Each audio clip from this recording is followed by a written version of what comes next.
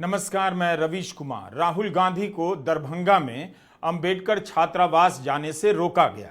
इसी के साथ एकजुटता के नाम पर खामोश पड़ी भारत की राजनीति अब सड़क पर आ गई है और बिहार का चुनावी मैदान खुल गया है।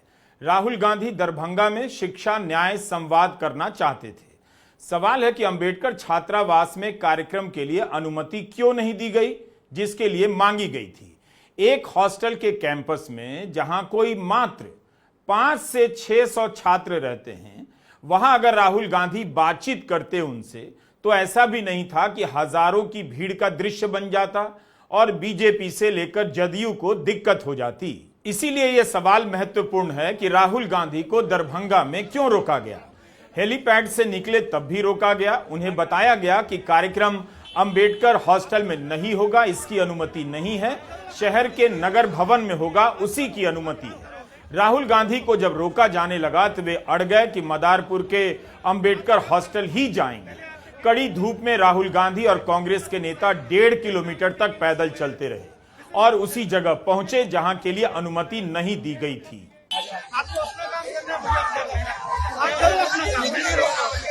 आप काम करो, रोको, आप मजाक कर रहे हो। पहले आपने गेट रोका, first you try to block us inside, then now you're taking us somewhere else. This is nonsense. ये लोकतंत्र देश है। ये मतलब ये कोई डिक्टेटरशिप नहीं है।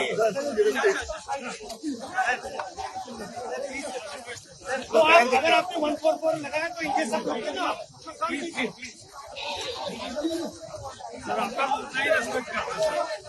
वो तो है, मैं भी आपका बहुत रिस्पेक्ट करता हूँ, बट ये लोकतंत्र है, ये डिक्टेटरशिप नहीं है। मैंने कमिटमेंट दिया लड़कों को, मैं आ रहा हूँ। मैं SC ST अति पिछड़ा हॉस्टल्स में जाने की कोशिश कर रहा था, आपसे बात करने की कोशिश कर रहा था और यहाँ पे सरकार ने रोक रखा है। ये देखिए सामने क्या तमाशा हो रहा है। गेट खोलिए, पहले राहुल जी को बाहर निकलने दीजिए। वहाँ नहीं जाने, और कहीं जाने। हिंदुस्तान में लोकतंत्र नहीं है, सरकार मुझे अंदर नहीं जाने दे रही है। मैं सिर्फ 3 सवाल पूछ रहा हूँ। हम चाहते हैं कि शिक्षा में सरकार पैसा डाले, 50% की जो दीवार है रिजर्वेशन वाली उसे तोड़ा जाए, जो प्राइवेट एजुकेशन इंस्टीट्यूशंस में रिजर्वेशन हो, ये चीजें हम चाहते हैं। मगर आपसे बात करने नहीं दे रहे हैं, तमाशा बना रखा है। शांति से हम जा रहे थे।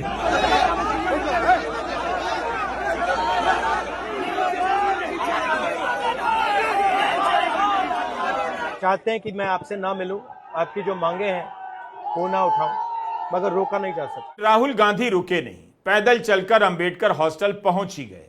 दरभंगा में जहां पर अंबेडकर हॉस्टल है, वहां हॉस्टल के कोई 4 ब्लॉक हैं, जहां कुल मिलाकर 5 से 600 छात्र रहते होंगे।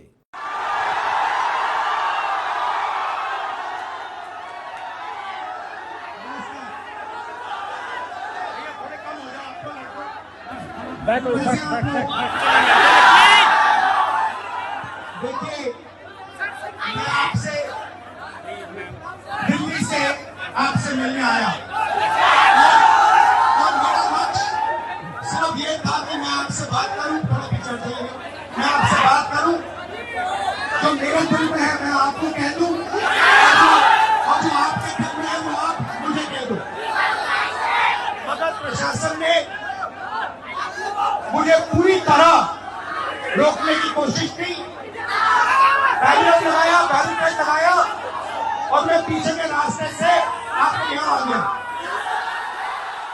पीछे के रास्ते से राहुल गांधी पहुंच ही गए। इसी तरह जून 2017 में बाइक पर सवार होकर मंदसौर में किसानों से मिलने पहुंच गए थे। जब राहुल गांधी मध्य प्रदेश के आंदोलनरत किसानों से मिलना चाहते थे, उन्हें रोका गया, कुछ समय के लिए गिरफ्तार भी किया गया। एक पूरी सूची बनाई जा सकती है कि राहुल गांधी को कहां और कितनी बार रोका गया। 2021 में लखीमपुर खीरी में जीप से कुचलकर किसानों की हत्या कर दी गई थी, तब वहां नेताओं को पहुंचने से रोका गया। प्रियंका गांधी और राहुल गांधी के लिए बहुत अड़चनें पैदा की गईं, तब भी दोनों नहीं माने। राहुल गांधी को लखनऊ से सीतापुर जाने के लिए अनुमति नहीं दी गई।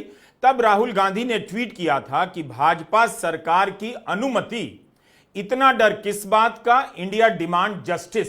धारा 370 हटाए जाने के बाद राहुल गांधी कश्मीर गए तो श्रीनगर एयरपोर्ट से ही लौटा दिए गए। उनके साथ विपक्ष के कई बड़े नेताओं को भी लौटा दिया गया। पहलगाम में आतंकी हमले के बाद घायलों से मिलने राहुल गांधी पहुंचे, तब उन्हें नहीं रोका गया। तब स्थिति बदल चुकी थी और राहुल गांधी नेता प्रतिपक्ष हो चुके थे। भारत जोड़ो यात्रा के समय असम के कुछ शहरों में घुसने से रोकने की कोशिशें की गई, ऐसी खबरें भी छपी हैं, लेकिन राहुल गांधी रुके नहीं। 2020 में यूपी के हाथरस की पीड़िता के परिवार से मिलने जा रहे थे, तब राहुल गांधी को धक्का देकर जमीन पर गिरा दिया गया। उन्हें गिरफ्तार भी किया गया ताकि हाथरस नहीं जा सके। 2013 में मुजफ्फरनगर जाने से भी रोका गया। 2024 के दिसंबर में राहुल गांधी संभल जा रहे थे, तब पुलिस ने उन्हें दिल्ली के गाजीपुर बॉर्डर पर ही रोक दिया। नमस्कार, हम संभल जाने की कोशिश कर रहे हैं। पुलिस मना कर रही है, अलाउ नहीं कर रही है। एज एलओपी मेरा अधिकार बनता है कि मैं जा सकता हूं, मगर तब भी वो मुझे रोक रहे हैं। मैंने कहा है कि मैं अकेला जाने को तैयार हूं, पुलिस के साथ जाने को तैयार हूं, मगर उन्होंने वो भी बात एक्सेप्ट नहीं की और अब कह रहे हैं कि कुछ दिनों में अगर हम वापस आएंगे तो फिर वो हमें जाने देंगे। राहुल गांधी संभल नहीं जा सके, लेकिन उन्होंने रोके जाने के 6 दिनों के बाद पीड़ित परिवारों को दिल्ली अपने घर बुला लिया और उनसे मुलाकात की। हम आपको याद दिलाना चाहते हैं कि राहुल गांधी जब जाते हैं तब बीजेपी किस तरह से रिएक्ट करती है। यह केंद्रीय मंत्री गिरिराज सिंह का ट्वीट है। उन्होंने राहुल की मुलाकात की तस्वीर को पोस्ट किया, लिखा कि मीटिंग जिहाद हो रहा है। बिहार की राजनीति रोकने के लिए कभी नहीं जानी जाती। बिहार की राजनीति पर नजर रखने वाले भी बता देंगे कि राहुल गांधी के लिए कार्यक्रम की अनुमति नहीं देना थोड़ा अजीब है। क्या बीजेपी बिहार में राहुल गांधी की सक्रियता से परेशान हो रही है? क्या मुख्यमंत्री नीतीश कुमार राहुल गांधी से परेशान होने लगे हैं? यह तो उनकी राजनीतिक शैली का कभी हिस्सा नहीं रहा। दरभंगा के मदारपुर में अंबेडकर छात्रावास है। यहां पर शहर के सरकारी कॉलेजों में रहने वाले अनुसूचित जाति के छात्र रहते हैं। यहां रहने वाले छात्रों को सरकार हर महीना 1000 रुपया देती है और इन्हें 9 किलो चावल देती है, 6 किलो गेहूं मिलता है, क्योंकि ज्यादातर छात्र बहुत गरीब हैं। अपनी स्ट्रेंथ समझो। आपको भटकाकर, डराकर, दबाकर, आपके ध्यान को इधर उधर करके आपको रोका जाता है। इस देश में आपके लिए कोई जगह नहीं है। 90% के लिए इस देश में कोई रास्ता नहीं है। हमने नरेंद्र मोदी से कहा, पार्लियामेंट में कहा, तुम्हें जाति जनगणना करना पड़ेगा। हमने उससे कहा कि तुम्हें संविधान को यहां माथे पर लगाना पड़ेगा। नरेंद्र मोदी जी ने आपके दबाव से डरकर जाति जनगणना हिंदुस्तान में घोषित किया है। आपके दबाव से डरकर उन्होंने कॉन्स्टिट्यूशन अपने माथे पर लगाया है, मगर वो लोकतंत्र के खिलाफ है, संविधान के खिलाफ है, जाति जनगणना के खिलाफ है।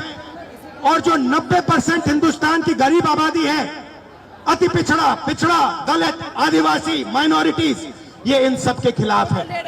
ये अदानी अंबानी की सरकार है, ये आपकी सरकार नहीं है। एक दिन पहले यानी 14 मई को दिल्ली में जस्टिस BR गवई ने भारत के चीफ जस्टिस के रूप में शपथ ली।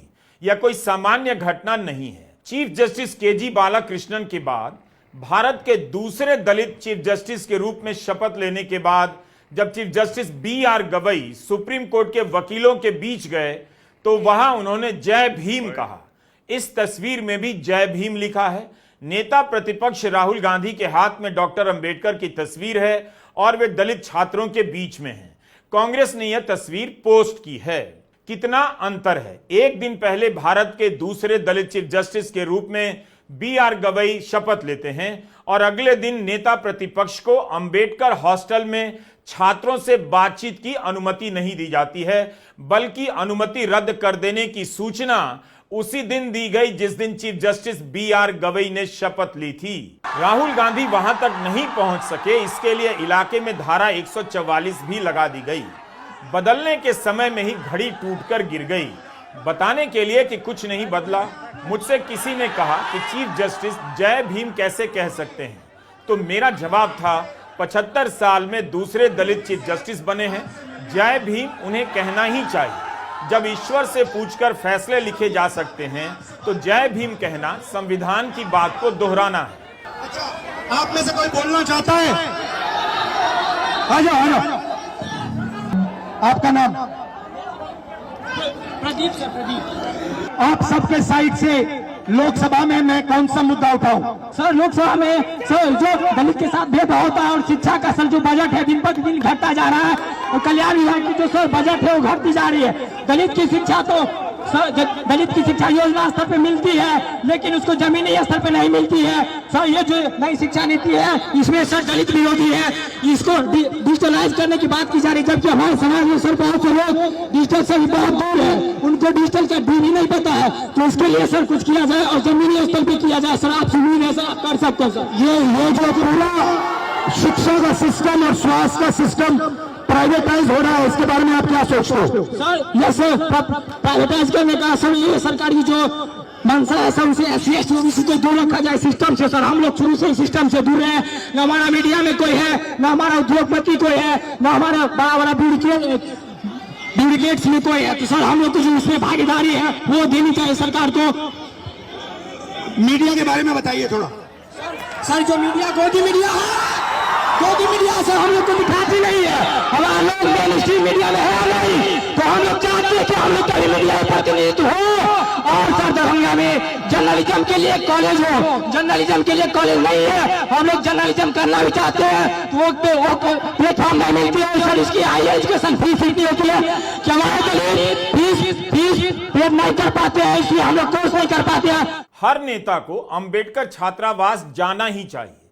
किसी भी दल का नेता हो, वहां की हालत देखनी चाहिए, छात्रों की आर्थिक हालत देखनी चाहिए और उनसे बात करनी चाहिए। अगर अंबेडकर छात्रावास में छिपाने लायक कुछ भी नहीं था तो राहुल गांधी को यहां जाने से, यहां के छात्रों से बातचीत करने के लिए क्यों रोका गया, क्यों नहीं अनुमति दी गई?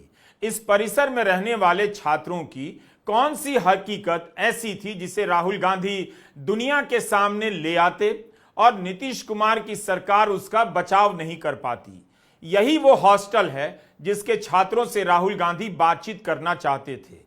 2 अक्टूबर 2023 को जारी की गई बिहार की जाति गणना क्यों भुला दी जाती है? इसके अनुसार बिहार में सबसे अधिक गरीबी अनुसूचित जाति और जनजाति में है। 42.70% गरीब हैं। ओबीसी में 33% परिवार गरीब हैं, जनरल कैटेगरी में 25%, अति पिछड़े वर्ग में 33.6% परिवार गरीब हैं और अनुसूचित जाति जनजाति में करीब 42% परिवार गरीब हैं।